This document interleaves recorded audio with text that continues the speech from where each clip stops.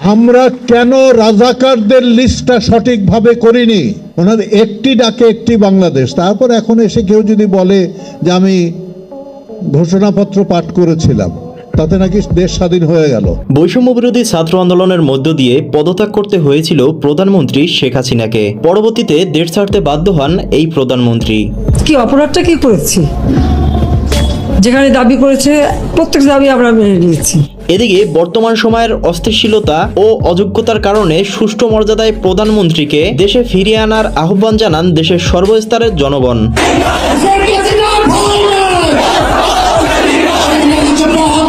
তবে এই তালিকা থেকে বাদ যায়নি বাংলাদেশের চলচ্চিত্র জগতের শ্রেষ্ঠ অভিনেতা আলমগীর সাহেব। ইতিমধ্যে গণমাধ্যমে তিনি জানান, বাংলাদেশ নামটি বঙ্গবন্ধুর মাঝেই সীমাবদ্ধ। বঙ্গবন্ধু মানেই বাংলাদেশ। বাংলাদেশ বলতে গেলে বঙ্গবন্ধুর নামটা থাকলেই কিন্তু চলে, আর কারো নাম দরকার। এবং তিনি আরও জানিয়েছেন, সঠিকভাবে এদেশের রাজাকারের নামের তালিকা করা হয়নি, তাই বর্তমান সময়ে এমন পরিস্থিতির মধ্যে পড়তে হয়েছে আমাদেরকে। আমরা কেন রাজাকারদের লিস্টটা সঠিকভাবে করিনি? রাজাকারদের লিস্টটা যদি সঠিকভাবে করতাম তাহলে সমস্ত কিছুর সমাধান হয়ে যেত। এছাড়াও তিনি আরও জানান, খুব শীঘ্রই প্রধানমন্ত্রীকে দেশে ফিরিয়ে আনা হবে। আমরা সর্বোচ্চ দিয়ে চেষ্টা চালিয়ে যাচ্ছি। শুধু চিত্রনায়ক আলমগীরই নয়, এতে সমন্বয়কদের হুঁশিয়ারি দিয়েছেন দেশের ছাত্র জনতা ও বিভিন্ন ব্যক্তিবর্গ। কেননা দেশের বিভিন্ন জেলায় ইতিমধ্যে বিক্ষোভ মিছিল তৈরি হয়েছে। সকলের একটাই দাবি, প্রধানমন্ত্রীকে সুষ্ঠু মর্যাদায় দেশে ফিরিয়ে আনতে হবে। ৭৫-এর সংবিধানকে মুক্তিযুদ্ধ ও স্বাধীনতার সংবিধান উল্লেখ করে সুপ্রিম কোর্টের আইনজীবীরা বলেছেন, কারো ঘোষণাপত্রের মাধ্যমে এই সংবিধান ছুঁড়ে ফেলার কোনো সুযোগ নেই। এই সংবিধানকে মুজিববাদী বলার সুযোগও নেই।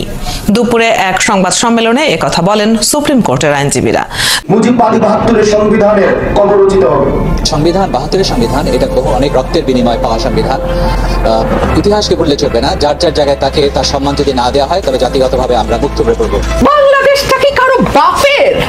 ২৪-এর এই গণ অভ্যুত্থানের পর অন্তর্বর্তীকালীন সরকার বিশ্ব দরবারে বৈধ বলে গণ্য হচ্ছে না, যার ফলে দেশের বিভিন্ন অনৈতিক ও ষড়যন্ত্রে লিপ্ত হচ্ছে সমন্বয়করা। যে ষড়যন্ত্রকে বাস্তবায়ন করতে ৩০ লক্ষ শহীদের রক্তের বিনিময়ে পাওয়া সংবিধানকে মুক্তিযোদ্ধাদের সাথে কবর দেওয়ার ঘোষণাও জানিয়েছেন, এমনটাই গণমাধ্যমে উঠে এসেছে। এই যে মাঝে মাঝে আরেকটা কথা বলেন না আপনারা, দ্বিতীয় স্বাধীনতা। এই যে দ্বিতীয় স্বাধীনতা, ভাই এই কথাটা আবিষ্কার করলো কে? আবিষ্কারক কে? কে বা কোন গোষ্ঠী? কেন? কিসের দ্বিতীয় স্বাধীনতা? আপনারা মুক্তিযুদ্ধকে অস্বীকার করতে চান দ্বিতীয় মুক্তিযুদ্ধ বলে, দেশের স্বাধীনতাকে অস্বীকার করতে চান দ্বিতীয় স্বাধীনতা বলে। এখন তো একটা কথা মনে রেখো, বাবার আগে যদি ছেলে হাঁটে তাহলে কিন্তু ওই দেশ এবং ওই জাতি কিন্তু শেষ। মনে রাখতে হবে, বাবাকে আগে হাঁটতে দাও, পরে তোমরা হাঁটো। বাবার কাছে শিক্ষক কিভাবে হাঁটতে হয়, কোন রাস্তায় যেতে হয়, কিভাবে কথা বলতে হয় শিখে নাও। বলে ফেললেন সংবিধান সংশোধন করে যাবে। আপনারা সংবিধান সংশোধনের জন্য সাজেশন দিতে পারেন। সংবিধান সংশোধন করার জন্য আপনারা কি? ৭২ সংবিধান এটা ধরেন বাংলাদেশের প্রথম সংবিধান। একটা দেশের সংবিধান যখন করা হয়, তৈরি করা হয়, তখন কিন্তু এটা অনেক ইতিহাস আছে। ৭২ সংবিধানের মধ্যে ৫২ ভাষা আন্দোলন, ৭১ গণ অভ্যুত্থান, ৭১ স্বাধীনতা যুদ্ধ সবাই প্রতিফলন করেছে, সবকিছু প্রতিফলন করেছিল ৭২ সংবিধান।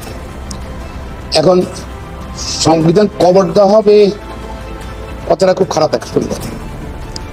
কিভাবে কোনো পৃথিবীর কোথাও কিন্তু সংবিধান কবর দেওয়ার ব্যবহার করতে হচ্ছে কখনো শুনিনি।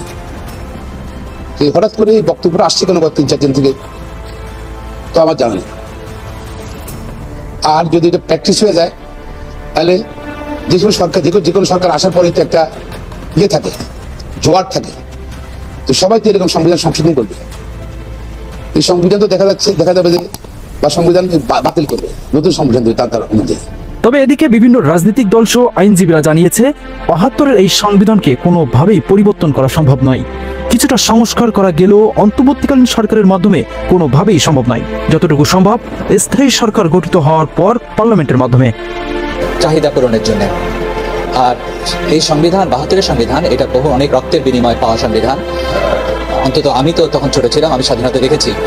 সুতরাং স্বাধীনতার প্রতি যে আমার মমত্ববোধ আছে এবং তারপর পরবর্তীকালে যখন আইনজীবী হয়েছি এই সংবিধানকে দেখেছি, 72 সংবিধান বারবার করে ফিরে এসছে, কথা আলোচনা হয়েছে, বারবার সংবিধানে ভারতের সংবিধান ফিরে যাওয়ার সবাই অঙ্গীকার করেছে।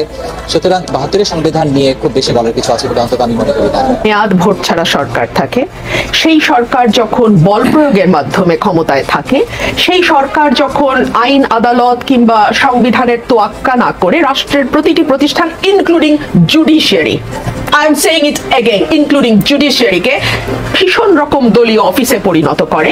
মানুষ যখন দেখে আমার তো আর বিচার পাওয়ার চাওয়ার কিচ্ছু নাই, দেখেন একটা সময় প্রধানমন্ত্রীকে মানুষ খুঁজে বাইর করছিল, প্রধানমন্ত্রীর কাছে বিচার চাই। এদিকে নতুন করে ইতিমধ্যে এই সরকারকে অবৈধ ঘোষণা করেছে উক্ত গণ অভ্যুত্থানে অংশগ্রহণকৃত ছাত্র সমাজ।